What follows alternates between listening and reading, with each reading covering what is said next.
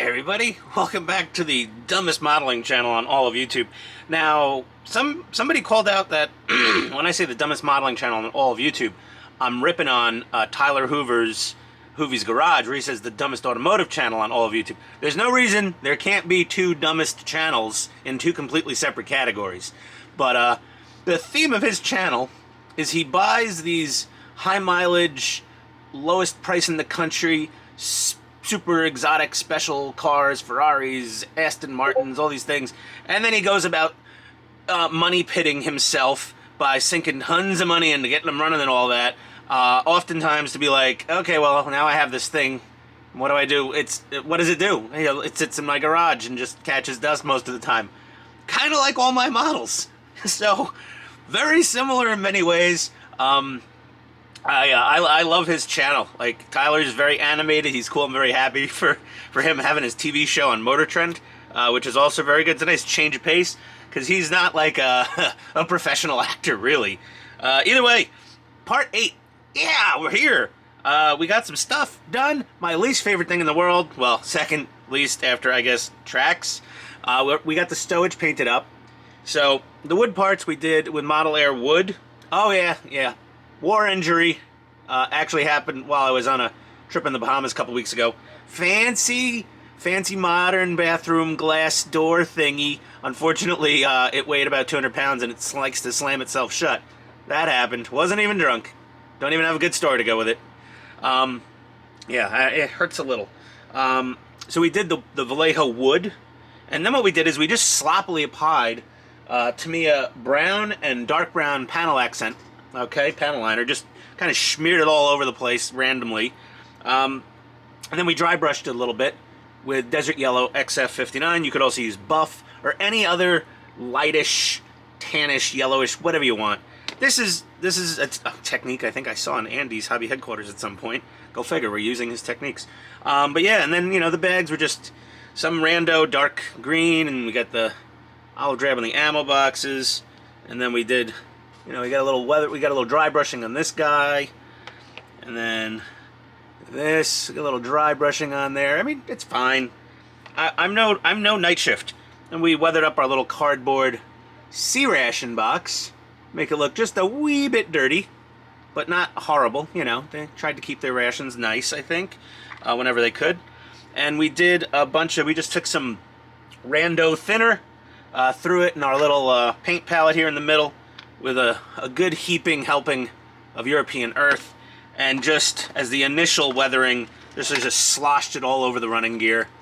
Okay, we're gonna do more strategic stuff, but this was...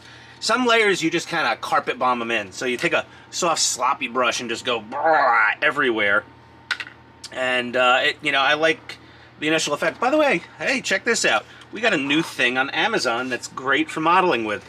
This was like an $11 plastic cake decorating pottery turntable spinning thing, ball bearing. You know how those Chinese descriptions come out. But yeah, basically it's a cake decorating turntable.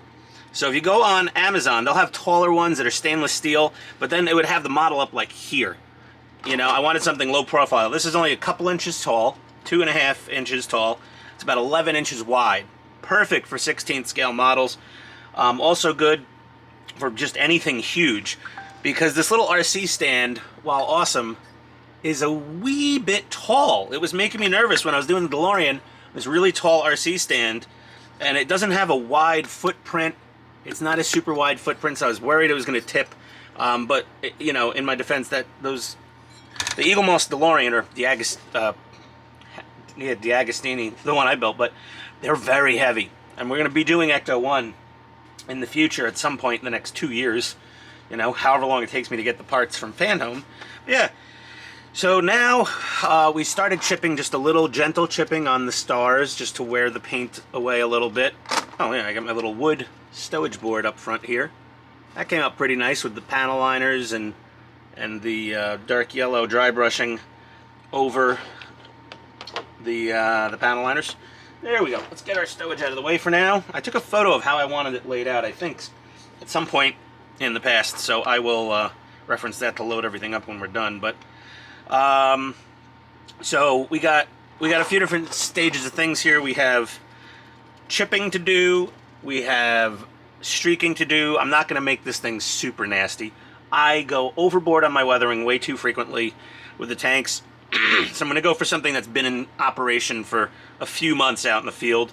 So not a ton of rust, a couple streaks here and there. Streaking grime, of course, a little bit of that here and there. Some oil stains near the fuel doors and all that. And then I've got some new stuff. I've got this enamel wash by AK it says for NATO vehicles.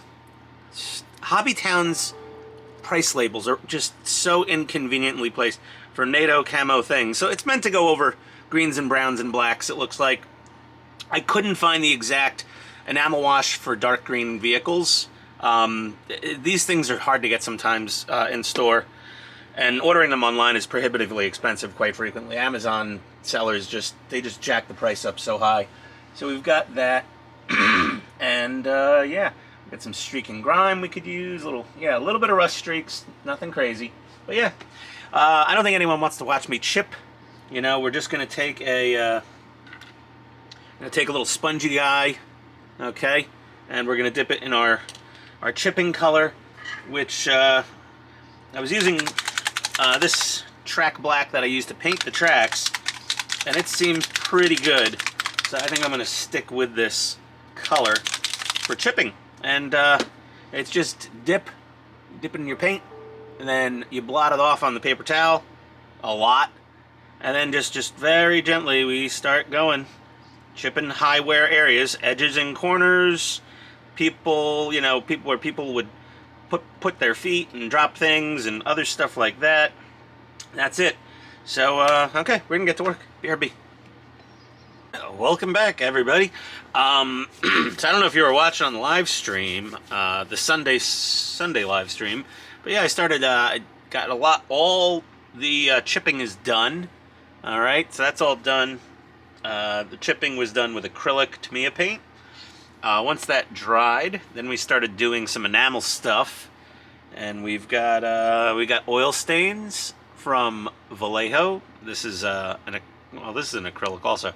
Got some oil stains there coming out of the little hole in this little area surrounding the little oil or fuel filler door or whatever it is.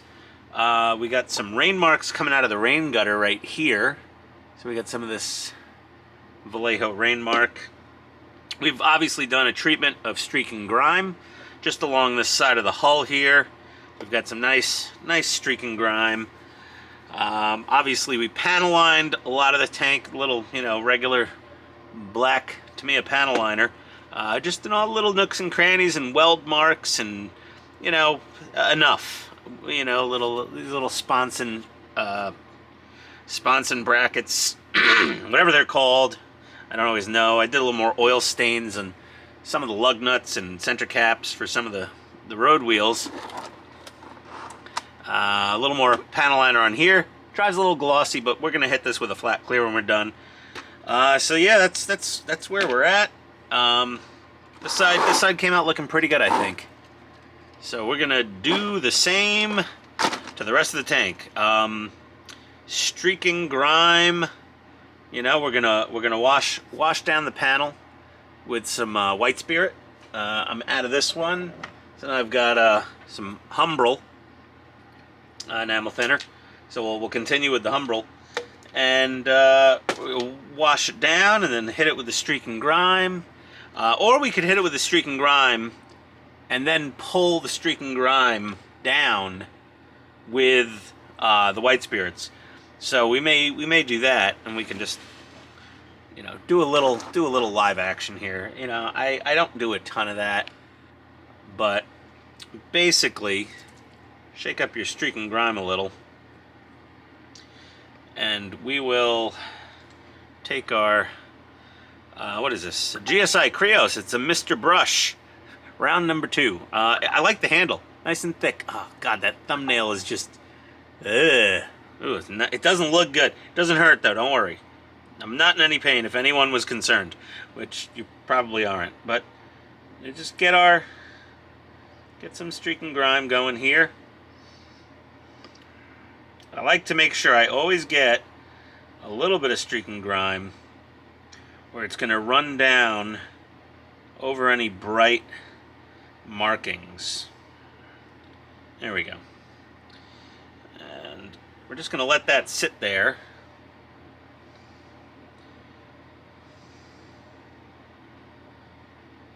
It's kind of wicking into the flat clear that we put over this thing, and that's fine. I don't care. It's not a problem. Always cap your grime.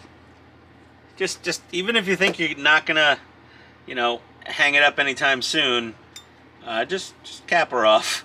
You don't want to knock that over on your workbench. First of all, it's expensive. Looks like my camera shut off on me for some reason. I don't know why. Well, I just did like a 4-hour live stream with the guys. But either way, we've got our streak and grime here. Taking a little bit of white spirit. We're just gonna pull it down. And just pull it down. There we go. That's good. There we go. Alright, and we're gonna leave her at that. There we go. So we can... She's wet now, and we'll come back when she's dry. Alright, be right back. I feel like Bob Ross here. Happy little accidents. This stuff we've used a lot. And this stuff is not the same. This Humbrol enamel thinner versus this AK White Spirit for enamel products, which you would assume is just enamel thinner, the Humbrol is a lot hotter. And it actually started washing away some of our OD green. Happy little accident because it gave a really cool effect. It also happened on the side skirts here. It's very aggressive. This Humbrol stuff, very aggressive. It was actually like a hairspray chipping effect if you stabbed it with a stiff enough brush. So it's an interesting thing. I definitely have to get more of the AK White Spirit because that seems to be just the right balance of power to get our streak and grime, sorted. But here's where we're at. It looks pretty good. I know it's a little glossy. We have to go over this with a flat clear when we're done to lock everything in. I may actually go over it with a little mist of buff. I'm not 100% sure yet to settle things down, but we've got some fresh oil stains. Let's zoom in here. Now these will basically never get not wet looking. This oil streaks, this oil stains effect. Now we've got our rain marks here, and the light's playing tricks with us here. It's kind of a yellowy thing, and that one's sort of a brownish blackish thing. The oil stain's brownish blackish. The rain thing, because this is the rain gutter. And there's that nice little hole in there that was molded into the parts for both the fuel cap and the rain gutter. So it's looking pretty good. We've got our streak and grime. Let's get out of digital zoom here. Back to something normal. There we go. We've got our streak and grime going on there. I just got to basically finish up the turret and the upper deck here, and we're really pretty much done at that point. Yeah. After that, it'll be sealing all this in with a nice clear, and then really not a whole lot left. I gotta hit this 30 cal with something. I think I'm just gonna hit it with panel liner. That'll probably be more than adequate. It's me a black panel liner. There we go. That'll do nicely. I'm going to let that panel liner dry for just a minute there, and then we'll go over it with a brush or paper towel or a Q-tip just to take off some excess, just to darken that barrel up a tiny bit. Yeah, this thing's pretty cool. It's coming out nice. our dirt and stuff on the front hull, our muddy European earth, it's been settled down a bit with the multiple applications of brushing and panel liners and thinners and things like that. But yeah, she's coming out pretty nice. Like I said, it was a happy accident that this stuff was so hot. God, that thumb is just grotesque. That it's like kind of beating up the paint a little. It's cool, you know. And I did clear this afterwards. I used the standard. What do they hit it with? Was it TS13 clear? No. I used the. Oh, that's the difference with this kit. I used the Mr. Hobby Super Clear Flat. Mr. H primer. Where's my Mr. H? I don't know where the hell that paint bottle. Oh, here it is.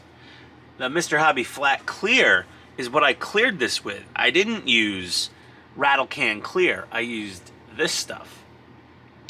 So it's possible that this is not as robust as a Rattle Can Clear from either Tamiya or Mr. Hobby. I stopped using Tamiya Clear directly over decals a while back, and I switched to only using Mr. Hobby Flat Clear over decals when I'm, done painting the tank and putting the decals on. And yeah, maybe that's it. That might be it. Yeah, we could do some experiments in the future to see if the Mr. Hobby Clear out of the glass jar is as robust as the Mr. Hobby Clear out of the spray can. Maybe because it went on thinner, because I was doing it out of an airbrush as opposed to a rattle can, because, the rattle can is just like, oof, it's just like a fire hose coming out of there. Actually, we're probably about due to take off the extra, there we go, take off the extra panel liner. Here we go. This thing's such a nice kit. And my little cake decorating turntable here. This is zoom out a little more. Sorry. Sorry. Gotta adjust camera angles just a bit. I gotta come up with a better mounting rig for my camera, I think. But yeah, she's a beaut. She's a beaut, Clark. She's a beaut. There we go. There's like some ball bearings in this thing, actually, and the turntable. It's quite nice. Okay. I gotta do some streak and grime on this side of the turret, on the back of the turret, and then I'm gonna do a little bit of application of some blotchy streak and grime above on the top of the turret and the rest of the upper hull here on the top. There's not a lot of streaking going on because the angles are very flat, but we'll get a little bit done. Like we did a little streak and grime over here. Kind of subtle, but that's sort of what we're going for with this model. I don't want to go overboard with everything. Like, I'm not using any rust on this, I think. No rust.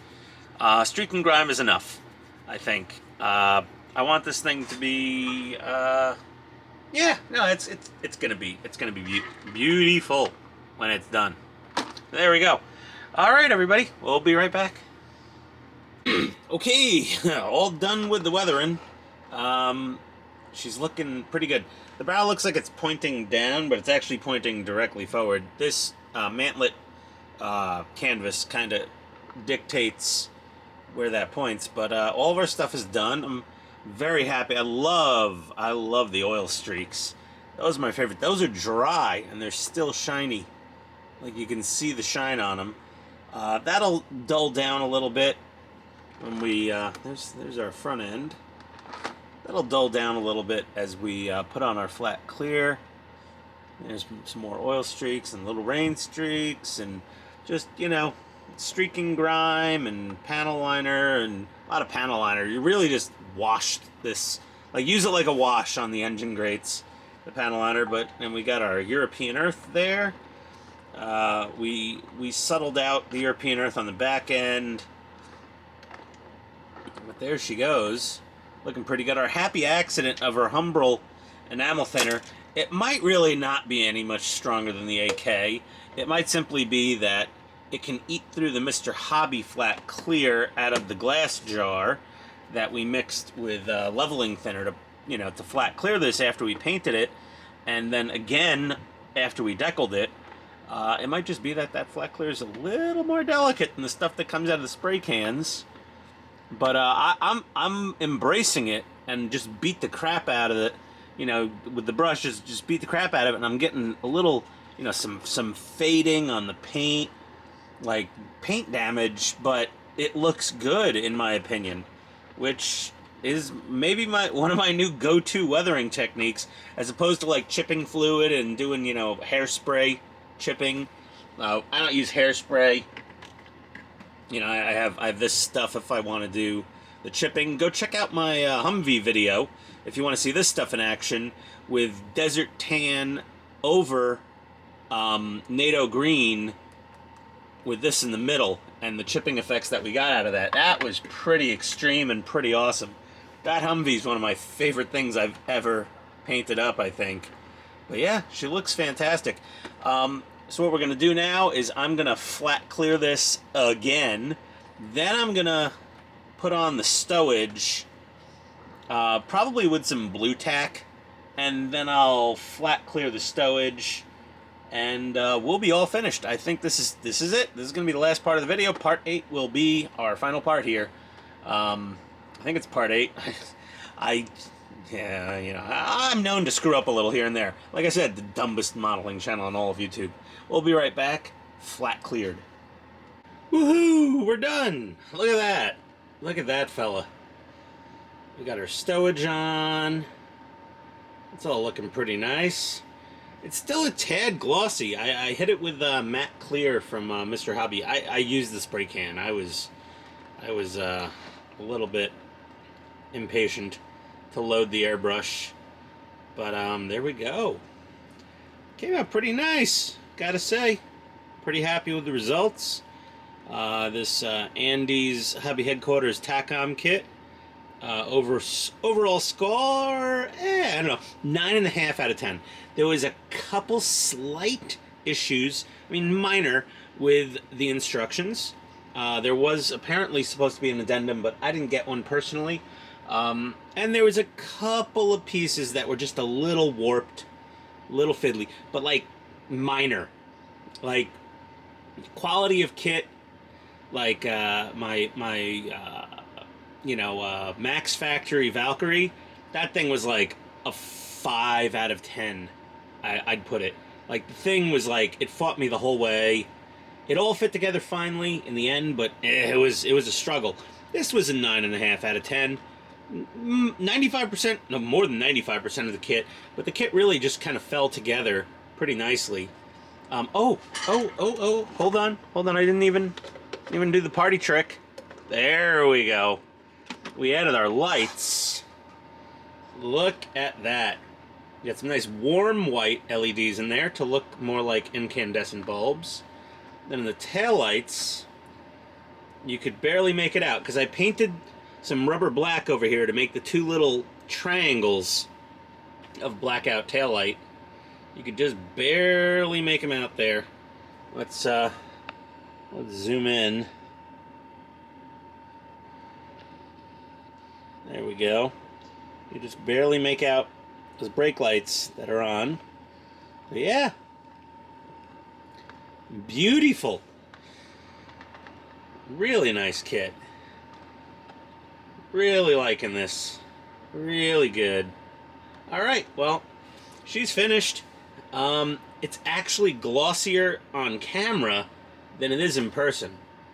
The digital cameras these days, they like blow out the LEDs, oddly, and they make things look just a tad bit shinier than they really are.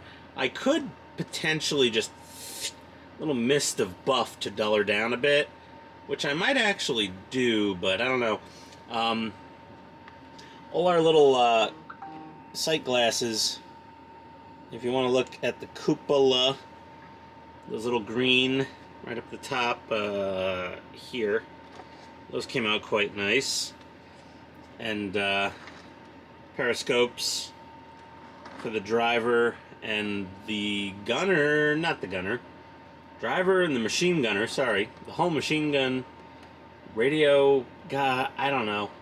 Yeah, the driver's here, the machine gunner's here, the gunner is there, the commander's there, obviously. Loader? Was there a loader? No, Was there? No. Yeah, there was a separate loader, I guess. Yeah, because the gunner was right here, so the loader was over here. Did they really shove 5 people in this tiny little thing? Dear God. It's like, yeah, it's like the Uber from hell. Or the Uber to hell. Because quite often, our fine soldiers did not survive very long in the war in one of these, but there we go. Woo! Look at that. Little ration boxes on there. I attached all the stowage just with blue tack. Didn't glue anything down that, stowage-wise, other than the tools. The tools all got glued down. But, yeah. Looking pretty nifty. Thumbs up. Oh, 2 thumbs up on the kit. Well, 1 3/4 thumbs, because who knows if this thumbnail is going to last much longer. It's held out almost a week so far, so far so good. I think I'm keeping the thumbnail. But anyway, there we go.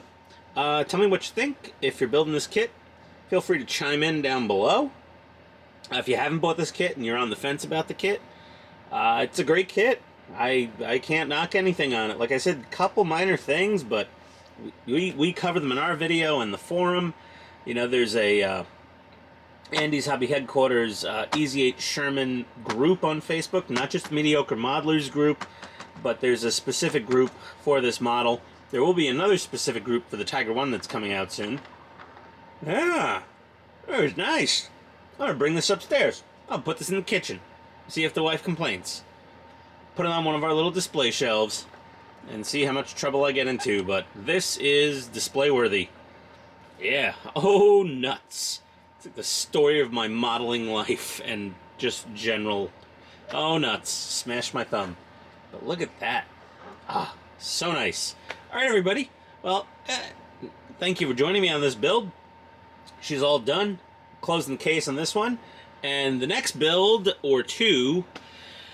Woo, dear. I think we might get crack-a-lackin' on that Enterprise refit. And, obviously our Tiger 1's going to come in at some point during that. I'll be doing 2 kits at once, I think, because the Enterprise refit is a very daunting, intimidating kit. And, every now and then I'm going to need a breather to, put it to the side and just work on something that I'm comfortable with, like model armor, and work on that Tiger 1. But yeah, look at this sucker. Damn, that thing's sick. Alright, everybody, adios. Come back next time for more of the dumbest modeling channel on all of YouTube. And I'll be seeing you.